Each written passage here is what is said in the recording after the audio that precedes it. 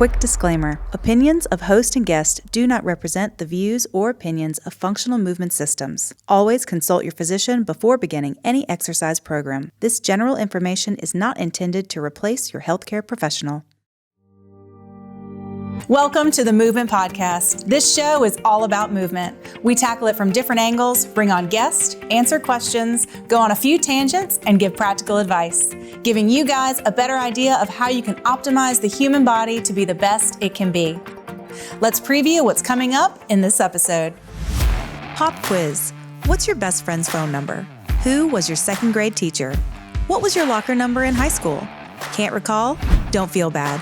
When we don't use what we learn, our memories decay until we forget. The same can be said with our motion.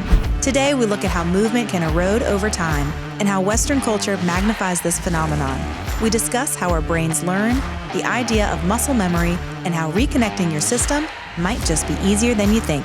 So let's get going with today's episode of the Movement Podcast, powered by FMS.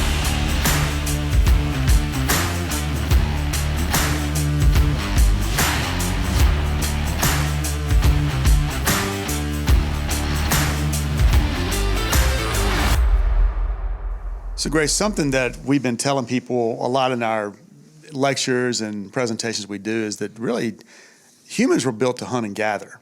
And we've been hunters and gatherers, and really when you get down to it, we're built to survive. And, and we were doing that for thousands and thousands of years, and we're surviving, but as we have evolved, our bodies are changing. And, and again, as survivors, as the humans are survivors, we're sitting more, we're doing certain things, we maybe stub our toe, we do certain things, but we're always trying to accomplish a task. So if for example, I go out and I stub my toe, getting out of bed in the morning, I'm gonna limp around and I'm gonna create a little bit of a limp. And then lo and behold, a week later, I forget I got the limp, but the limp's still there. And that's gonna cause me to have a different, awareness in how I'm going about my day. And over time, that limp is going to create some problems somewhere else in the body. And we always look at that as we're going to create compensations. So we're going to start compensating around this. And then that's the snowball effect where, well, lo and behold, now I got a problem in my back, all because I got out of bed one day and stubbed my toe. But what we've got to do is realize that that's the way the body works. And we've got to reconnect and kind of reset the system. And I think what you talk about right now is more like trying to create that awareness and understand that that's okay. That's a very natural thing that we do as humans, but we have to understand that that's what's going to happen, and we have to understand that we have to be aware that that's going to happen. There's a great new book out called Civilized to Death. It's a really good book, and it goes back to the hunter-gatherer culture, which ran on two things, gratitude and generosity. If I harvest a deer today, I got no refrigerator. We're all sharing it, and the same thing's expected. If you're dysfunctional in that culture and can't pull your weight, you're not going to be in camp much longer, right? So nature had a way of taking care of dysfunction in a very harsh way. If you can't keep up, see you later.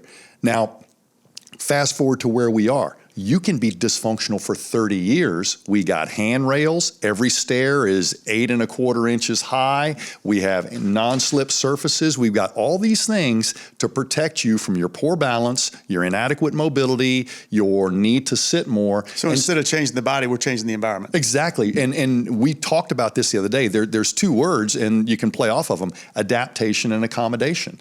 Our forefathers had to physically adapt to their environments, and if it took them a while, they couldn't whine about it because there was no choice.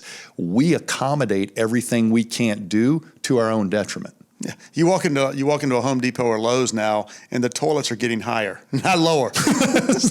and everybody who's picking up 4 pounds has a back brace on prophylactically. That's right. I mean, so we're doing this out of convenience. I mean, again, we're an industrialized society, so we're making things more convenient, and that's what we want to do. We want to be as convenient as possible. We want to be able to take one click and be able to deliver anything I want ever can be delivered to my house in a matter of about 5 minutes on the internet, and I can get it within a couple of days. And that's great, but when you realize that we're adapting to that environment, Let me give you an example that goes back to, I think, around World War II about move it or lose it. One of our preferred shooting positions with your rifle as a soldier was in a deep squat, heels flat, butt almost right above blades of grass, and you're shooting the rifle to the left or right. And that was a chosen shooting position. And one of the reasons it's so elegant is you can go from a standing to a very low posture, a very defensive posture very, very quickly. It takes longer to kneel. It takes even longer to lie, but you can go from high to low, standing to squatting. By the time we got to the Korean War, we no longer used that shooting position because a majority of people had difficulty in that deep squat position for extended time learning how to shoot. I didn't say everybody couldn't get in that. Now, right now, we have half the population that can't get into a good deep squat. But in those days, I think we were seeing the beginnings of a movement problem that the Krauss-Weber test talked about with kids in physics. But we had people who weren't comfortable squatting long enough to where they could hit a bullseye. And what good is the position if you can't shoot from here? So what they did is they deleted one of the most effective shooting positions that can equally go left, right, up, and down from the repertoire of what we teach a soldier. But they deleted it as part of training because the brain had deleted it in the person's ability to access it. So most every human should be able to squat, right? Because you got to go to the bathroom. Yeah. Right? Originally, that's what we had to do. But because of convenience, because of our environment made it easier, we started going indoors and going to the bathroom because it was becoming more convenient. We lost the ability to do it. And instead of trying to get that back, well, we just made it easier. Yeah, and I can understand. I'm going to argue both sides of this. The U.S. military, with the volume of people they have to train in wartime, cannot take time to do a bunch of correctives. But if we had held the position of squatting and said, for all those of you who are having discomfort here, we can have a heel lift, but you ain't going to have it next week, so you better be peeling it away. Meaning start with a deck of cards and lose 5 cards every minute or something like that. But somehow we're all deep squatting in a week, and you'd be surprised how many people would get there. You'd have a few that couldn't. But still, you wouldn't have made a rule that would have actually removed squatting from that arsenal because, when somebody loses the ability to squat, they have lost a lot more functional aptitude than just the squatting pattern. It is a signature of erosion. But Greg, the thing is, most people, when we say most people should be able to squat and they need to squat, it's not because they need to squat to lift weights. It's because there's a lot of things you do throughout the day that really requires you to lower your center of gravity. So whether you have the squat or whether you don't have the squat, you're gonna bend down and pick something up. You're gonna go to the bathroom, you're gonna get out of a chair, you're gonna fall down and have to get up, potentially. So you're gonna figure out a way around it, and those figuring out a way around it is where where you get the problems. Yeah, it does, because other body parts easily step up. They step up because you are biologically engineered to compensate, because that's a survival mechanism. If you've got a rock in your shoe and a Rottweiler gets after you, I'd probably say go ahead and deal with it and get the rock out after you outrun the dog or climb a tree. I probably wouldn't stop and get the rock out. So there are situations where you just gotta bring it. And I think the history of athletic training was about, oh my gosh, a guy turned his ankle, he's gonna keep playing, you lock up the ankle. That's not something, he doesn't need that tape down the road. He needs the tape to get through the end of this game without causing further damage. But what happened 20 years later is we got half a team starting practice getting tape beforehand, right? Yeah. If one pill works, 5, 10 are better.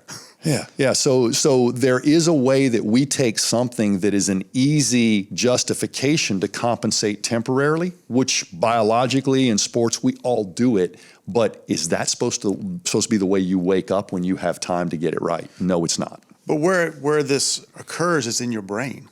It's not occurring. You mentioned a rock in the shoe. Well, your brain is going to figure out a way around, your brain's going to figure out a way around the weakness or the problem and just figure out a different way of getting you to accomplish the task, no matter what the problem is. And I think that's what you're really describing. Jim Thorpe, an Olympic athlete who was also Native American. I wonder how many millennials out there don't know who Jim Thorpe They need to is. look it up, because when a guy can go and get about 8 gold medals and come back and do all that, but basically he was sent to the East Coast to have a training on the East Coast at the Carlisle School. This is where Pop Warner was coaching football. Very first time Jim Thorpe ever saw a high jump bar, he was wearing overalls and work boots. And it was easily 4 or 5 inches above his head. And he cleared it. Why? Because he watched 2 guys jump it before, and he was physically aware. When he grew up, he would run down ponies and get on their back. So all I'm saying is he already knew he could clear that bar. How many people think they can do a kettlebell swing? How many people think they're going to make it to the end of the balance beam? And how many people think they're not going to blow up in a Spartan race and then do? So my whole point is, what you think about the way you move has probably been impressioned more by what you've seen on YouTube than what you can really cover yourself. And you think, well, I got an elbow, I got an ankle, I can do it too. You're not even there. So I think most people who were forced into both labor, athletics, competition, whatever, they became very self-aware. And so today, you and I have had discussions where if we show somebody a figure, a silhouette, or a picture of somebody deep squatting, and we say, do you think you can do that? Or do you think a healthy person your age should be able to do that? They sort of have a dilemma and say, can you do that? And they'll say, well, yeah, I think I can. And then we test them and they can't. Jim Thorpe would have never jumped over that bar if he thought he was going to choke. Yeah, they make assumptions, and until you put yourself up against that, and you don't create that internal awareness, you're not going to be as successful. And really, one of the things that we tapped into, Gray, looking at some of the research and the data, the people that think they can but can't, sometimes are more risk for injury. They are. That disconnect between your physical image and your physical reality is huge. And let me just give you an almost painful example, but I think we all need to face it. When someone with anorexia is staring in the mirror, they still see fat. And yet, when we do scientific body comp, we can show you this person's about 2 months from death if they don't do something different. Now, what is it in the brain that can be that distorted? That's ego, that's emotion, that's fear, that's anxiety, and it's okay, it's all forgivable. But if you think you can see and you can't, you don't get a driver's license. I don't care what you think. So there is a point as professionals, as coaches, as trainers, as therapists or whatever, we need to confront that as kindly as we can. And for those that will listen, I'll be here as long as you need me. And for those that won't, I'm going to ask you in about a month, how's that working out for you? And it's hard love, but I need you to trust the gauges when you can't see yourself clearly. And then the flip side of that is the person who looks at it and says, well, I can't do that, but they can. Or they're halfway there, but because they don't think they're going to be perfect, they don't even participate. This is the person that's never going to change, and the other person is a person that's probably going to be at risk. Yeah. Jim Thorpe, for all the millennials out there, was born in 1887 in Oklahoma, was an American athlete and Olympic gold medalist. So, does it say how many gold medals he won? Not on this Wikipedia. Because he was multi-sport, and I don't even know if the decathlon was something then, but basically he was doing way more things. Almost everybody else was specializing in one thing, and because he was a natural, agile runner, he saw a throw. Anything that he wanted to do, he could do. And one of the funny things on the cruise ship to the Olympics, because it was overseas at the time, Jim Thorpe was sitting in a lounge chair, and one of the coaches said, everybody else is practicing. What are you doing? He goes, I'm practicing.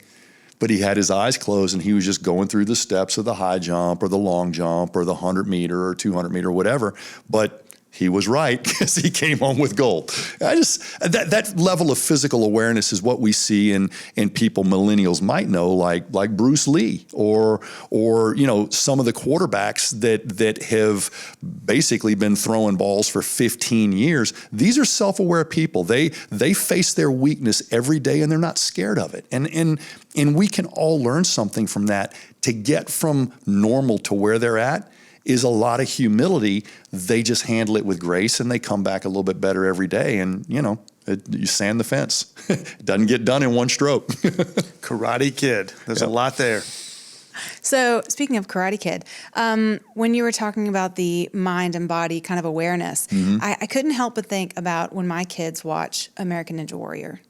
They think they could do all of it. Like build them the obstacle course in the back, absolutely fearless, could jump all of those distances, could reach for everything and always catch themselves. And then on the other side, a couple hours later at night, you have Naked and Afraid. You have Survivor. And so I wonder if those shows are so popular because our minds of the normal population know that we can't do it, and so we're watching someone else try.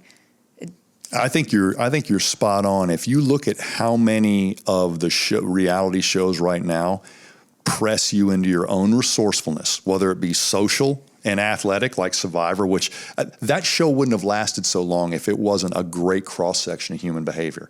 You got to bring it, physically, but the best physical specimens don't always win.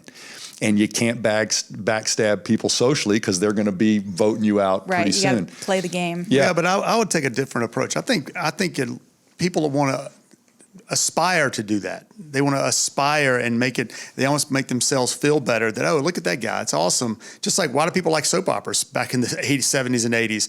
And, why do people watch some of these shows that they're rich people and they sit home and they're never going to get to that point, and they know that, but yet they still like seeing that because it's that maybe aspiration or something that they're tapping into that, they're not going to get there. Well, just like on Instagram. You look at some of the stuff on Instagram right now, 99% of the people out there aren't going to get there, but they love tapping on all those people that look great. We've all been physical spectators, and the Roman Colosseum is a testament to that. Everybody's sitting down watching two gladiators fight for their life, but we love the human struggle, and somehow that empowers us. But, it's okay to be a fan, but have your movement thing too. And if it's fly fishing, that's athletic, because some of the best fly fishing holes are a long walk away. So, you can play golf without a cart.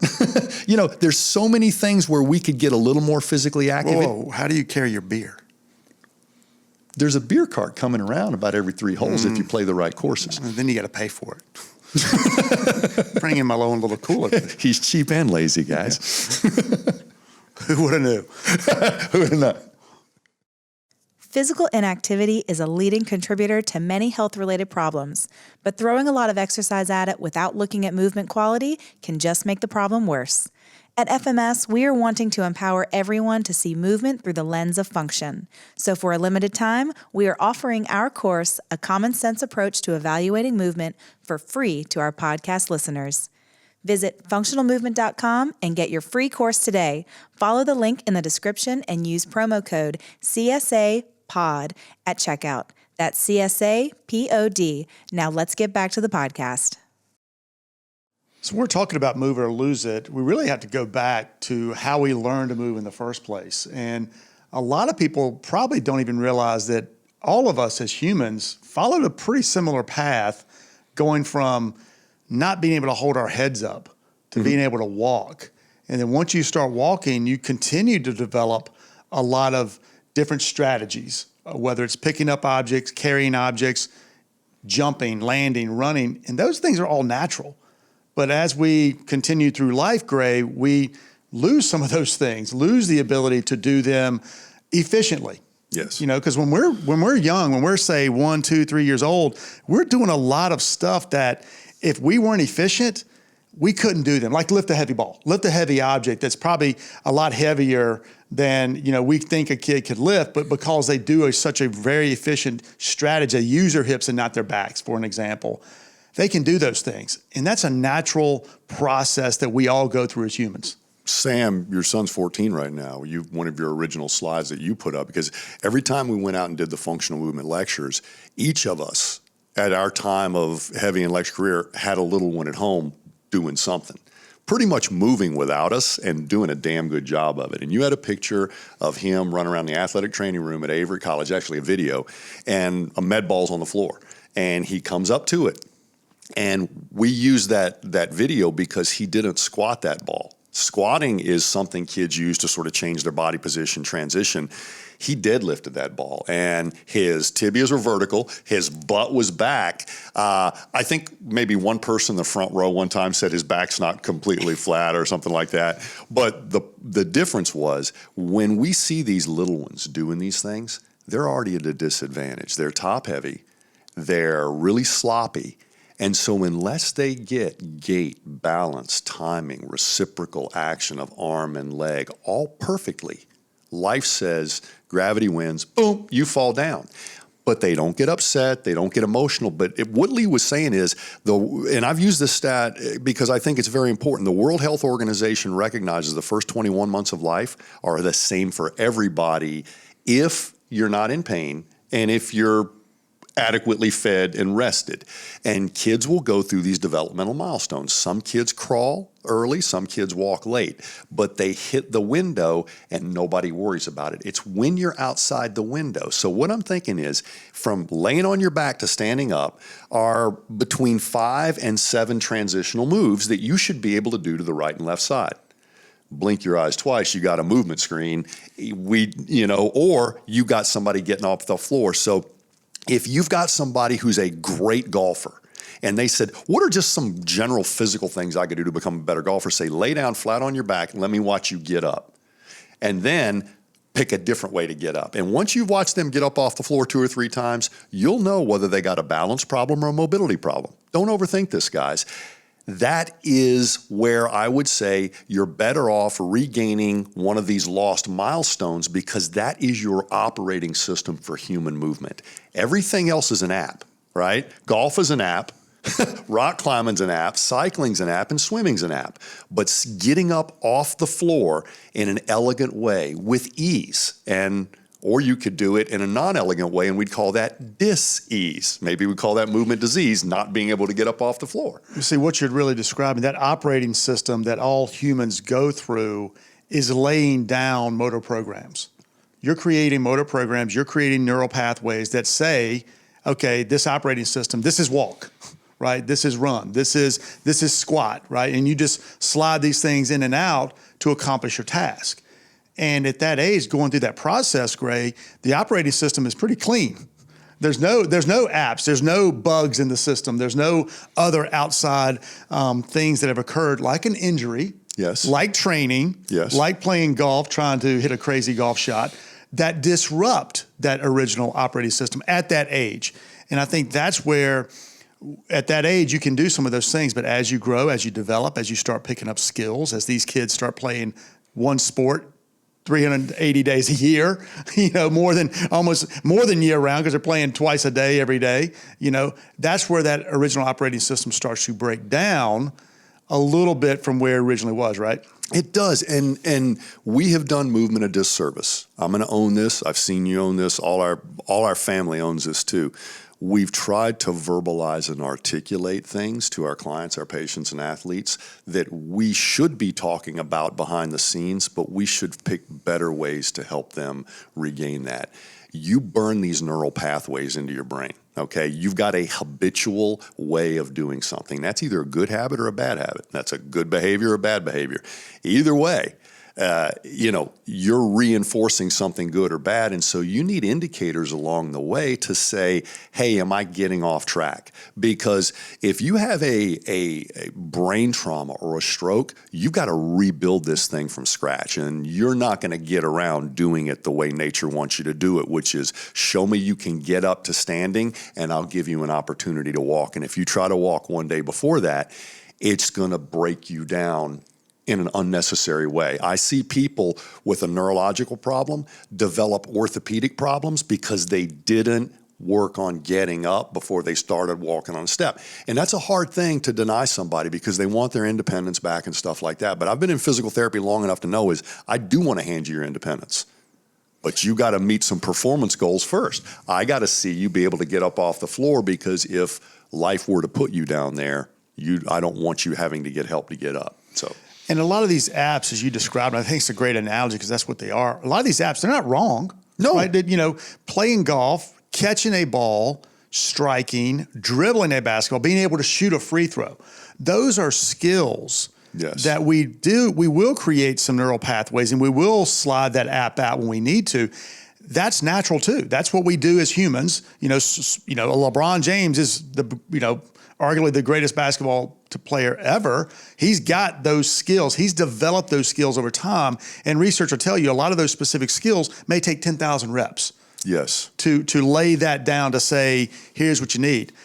The problem and the confusion, Gray, I think a lot of times is people assume it takes 10,000 reps to get a squat. Well, it doesn't. And that's the beautiful thing, because if we get our operating system organized correctly, it responds to the moment and it runs at a subconscious level. When you and I are walking around a parking lot bitching about something or having a conversation, neither of us are thinking about our arch or our core. And 25 years ago, I remember being in situations from fitness all the way to athletics and rehab where I heard patients and athletes and clients say, should I be engaging my abs now? And I'm like, oh my God. Nobody realizes most of everything in the movement screen is supposed to be automatic, so that the other things will run without a glitch. If you don't have good rotation in your hips, you'll still swing the golf club, usually from a piece of your back that wasn't made to rotate and transfer power at the same time. It was made to be in a certain place. So if you don't have the operating system, number one, you're pretty much unaware of it. Because when LeBron's low back gets stiff, he's still LeBron. He's still going to finish the game. That is the grit that it takes to get there. So if you truly want to have a level of sympathy you've never had before, realize how many pro athletes that look like professional entertainers spend the majority of their week in very painful and uncomfortable places, because they are pushing their body to extremes, whether it's recovered or not. The thing we call this is move it or lose it. And it's really not necessarily true, Gray, if you think about the way the brain and the body works, because you're going to move. Which means all you're doing is moving around that weakness. So as you said, if that person doesn't have hip internal rotation, doesn't mean their golf club or the golf swing is going to be lost. They're just going to figure out another way to create a different motor program around that dysfunctioning hip. And really, if we were to pick a healthy diet of movement activities, if you're a fan of just exercise alone, have some yoga and Turkish get-ups in there, and you will have recovered most of the movement patterns that a myopic approach to fitness will erode. If you pick one sport, it's going to mold you. Cyclists don't have great posture, but most cyclists, if they got extra time, they just cycle more. They don't do something that opens that just cycling and rock climbing, boom. It's so different that one's going to organize your posture and one's going to get your cardio to a different level. But what we see is the same thing that allows a person to know they got a 3 on the deep squat and they'll use that deep squat. You got a 1 on the squat, whether we score you or not. You simply don't use that movement pattern anymore. But hold on. You don't know. What is a 1 on the deep squat? Nobody knows what that even means. A 1 on the deep squat is people who can't touch their toes or deep squat. They just pick an alternate path for everything. They tie their shoes a different way. Right, they put on their underwear a different way. That's the thing. They don't know. Right. They're not aware. So they don't know they have a problem with their hip or their ankle. They're just working around, because let's be honest, most people every day don't work out and don't play sports. Right. So those people are just going throughout their day, going through life, not understanding why their back hurts. And that's the slow erosion. Sports and exercise actually press the mistake to the surface.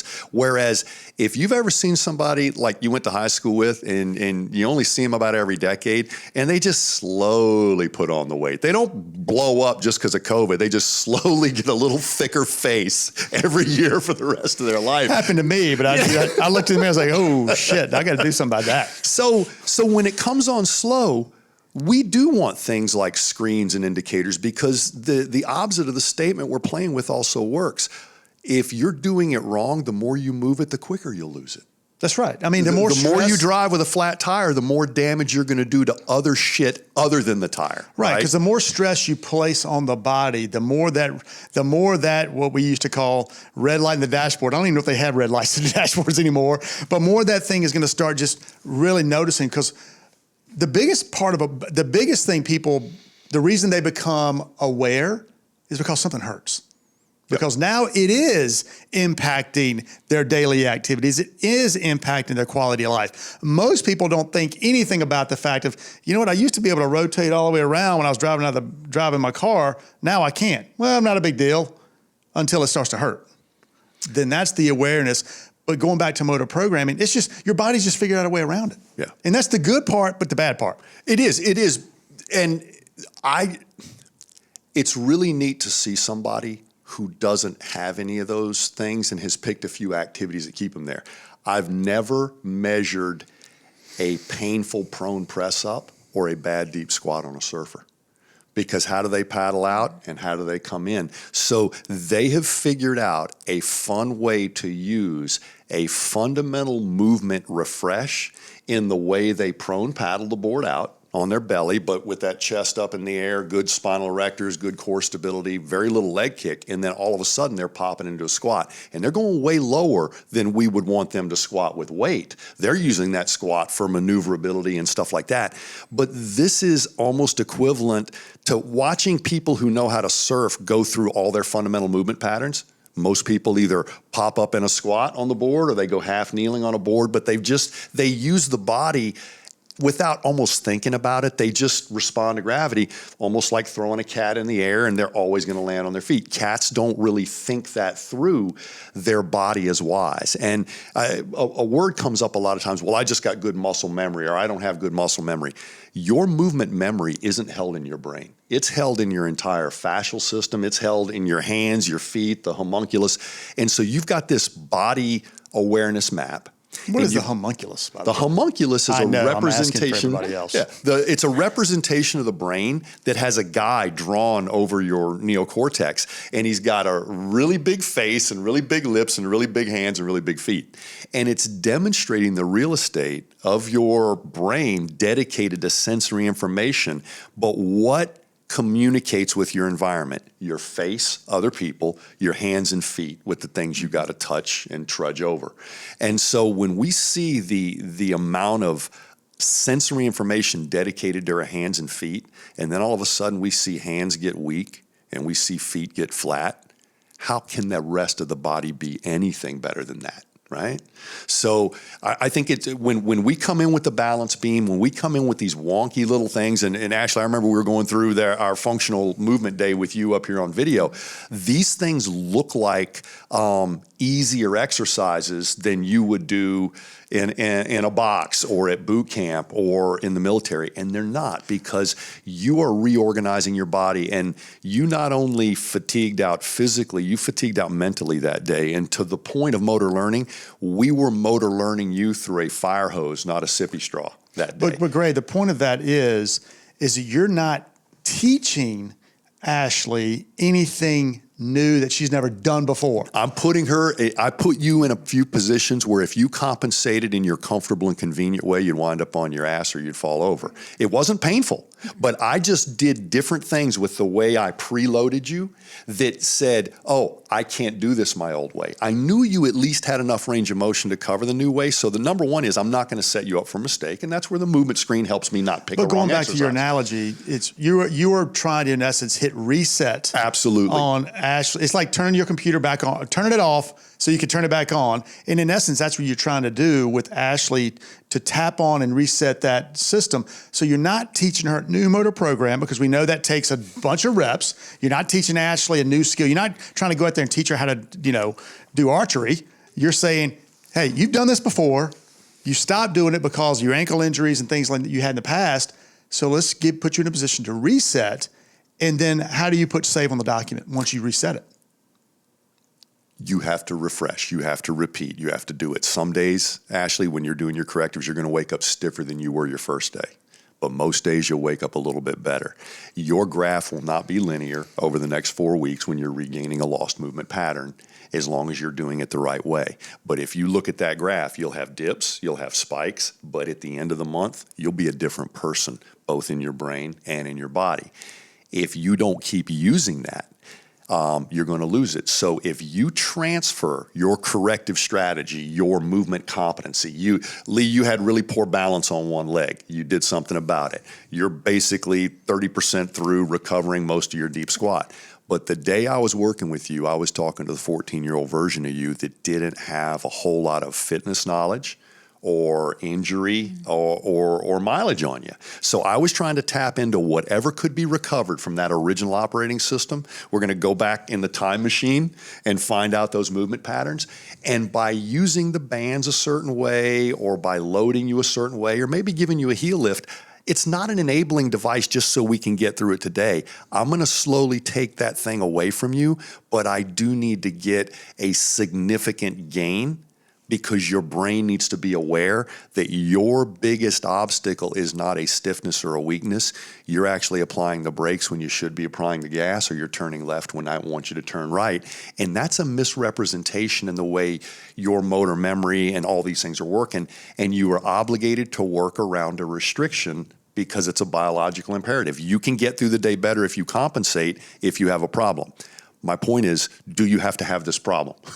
And if you don't, then let's quit programming around it, because that's taking time. It's taking tissue, right? You're eroding joints, you're misrepresenting muscles, and you're actually deepening the groove of a bad movement pattern. Just like once you find your golf swing, doing that more deepens that groove, and it takes a lot to take that golf swing away from you. So motor learning works both for good and bad purposes. And the SAID principle, specific adaptation for imposed demand, works in both good and bad ways. And the only way that we can check your oil periodically is to go back to your movement screen and some fundamental balance test, and to see if you have movement pain, and see, is the operating system eroding because it's got too many apps, or is it actually getting better because we picked the right apps? I don't want you to do FMS correctives. I want you to pick 3 apps that are very different from each other, that stress your operating system to remain robust in all directions.